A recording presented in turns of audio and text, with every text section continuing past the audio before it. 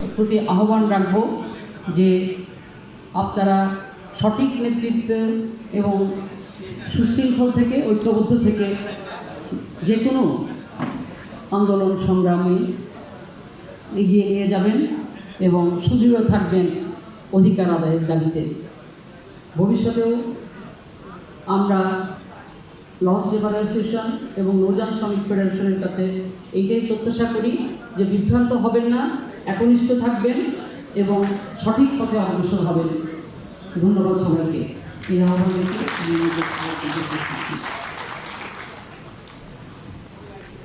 ধন্যবাদ। আমি মঞ্চের জন্য আহ্বান করছি সামুদ্রিক মৎস্য শিকারী জাহাজ সমিতির সভাপতি খুরশিদ আলমকে। সংগ্রামী সাথী বন্ধুগণ, আমাদের শুরুর পর থেকে আলোচনা অনেক দূর অগ্রসর হয়েছে। সবার মুখে একই কথা, শ্রমিকের ঐক্য সংগ্রাম আর সংগঠন এছাড়া আর কোনো হাতিয়ার নেই। সেই কথাকে মনে রেখে আগামীতে আমরা পথ চলব। এবার যে বক্তব্য রাখবেন এদেশে আরেকটি বড় খাত হোটেল শ্রমিক ইউনিয়ন, যারা কাজের জায়গা ভরে ওঠে, রাত মধ্যরাত রাত পর্যন্ত তাদের জীবন কাজের মধ্যেই থাকে।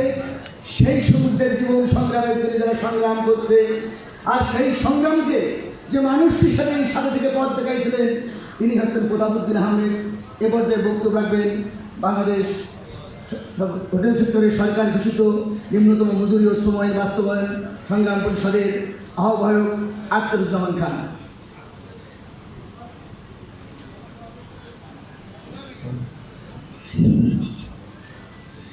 বাংলাদেশ লঞ্চ লেবার অ্যাসোসিয়েশনের 60 বছর উদযাপন অনুষ্ঠানের সম্মানিত সভাপতি, মঞ্চে আসীন জাতীয় নেতৃবৃন্দ, উপস্থিত বিভিন্ন পর্যায়ের শ্রমিক নেতৃত্ব, শ্রমিকবৃন্দ, সবাইকেই বাংলাদেশ হোটেল রেস্টুরেন্ট সুইটমিট শ্রমিক ফেডারেশন হোটেল রেস্তোরাঁ সেক্টরের সরকার ঘোষিত ন্যূনতম মজুরি ও শ্রম আইন বাস্তবায়ন সংগ্রাম পরিষদের পক্ষ থেকে আজকের এই দিনে আন্তরিক শুভেচ্ছা, ধন্যবাদ।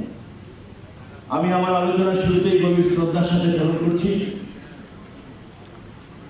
এদেশের শ্রমিক আন্দোলন তথা উপমহাদেশ বিশ্ব শ্রমিক আন্দোলনের কাণ্ডারী মরহুম প্রতাপউদ্দিন সহ লঞ্চ লেবার অ্যাসোসিয়েশন যারা গঠন করেছিলেন সেই সময় আমি গভীর শ্রদ্ধার সাথে স্মরণ করছি। আমি স্মরণ করছি এদেশের শ্রমিক আন্দোলনে অধিকার মর্যাদা প্রতিষ্ঠানের জন্য যে সকল শ্রমিক বন্ধুরা জীবন দিয়েছে, শহীদ হয়েছে, সে সকল নেতৃত্বের শ্রদ্ধা জানিয়ে আমি আমার আলোচনা শুরু করছি। প্রিয় বন্ধুগণ, লঞ্চ লেবার অ্যাসোসিয়েশনের 60 বছর উদযাপন আপনারা অনেক কষ্ট করে, কেউ চট্টগ্রাম, কেউ বরিশাল, কেউ নারায়ণগঞ্জ, কেউ সিলেট, বিভিন্ন প্রান্ত থেকে এখানে সমবেত হয়েছেন। আপনাদের লক্ষ্য 60 বছর পূর্বে এদেশের নৌ শ্রমিকদেরকে তার দাবি অধিকার মর্যাদা প্রতিষ্ঠার জন্য যে নেতৃত্ব মণ্ডলী ওই পরাধীন সময়ে এদেশের শ্রমিকদেরকে সংগঠিত করে দাবি অধিকার প্রতিষ্ঠার জন্য সংগঠন গড়ে তুলছেন, তাদের প্রতি শ্রদ্ধা জানাচ্ছেন।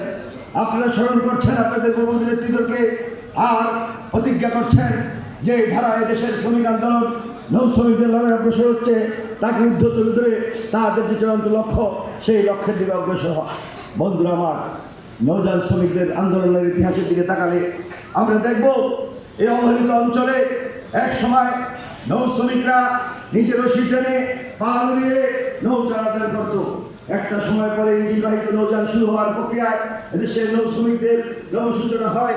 তার এই ধারাবাহিকতায় আজকে হাজার হাজার নৌযান চলাচল করছে, সেবা দিচ্ছে, যাত্রী সেবা দিচ্ছে, পণ্যবাহী পরিবহন পরিচালনা করছে। ওই জাহাজের যে মাঝি, যে মাস্টার, যে সুগারি, যে ড্রাইভার নদীর মাঝখানে, জাহাজের মাঝখানে দাঁড়িয়ে মানুষকে সেবা দেয়, পণ্য আদান প্রদান করে এক জায়গা থেকে আরেক জায়গায় নিয়ে যায়। সেই জাহাজটা সাইডে এড়াতে পারল কিনা, তার জীবনের ঝুঁকি নিয়ে সে ওই জাহাজ পরিচালনা করে, মানুষকে সেবা দেয়, পণ্য আদান প্রদান করে। মাসের পর মাস চলে যায়, বছর চলে যায়, অনেক জাহাজের শ্রমিক তার পরিবার নিয়ে 2 দিন সময় কাটাতে পারে না। কোথায় সে থাকে,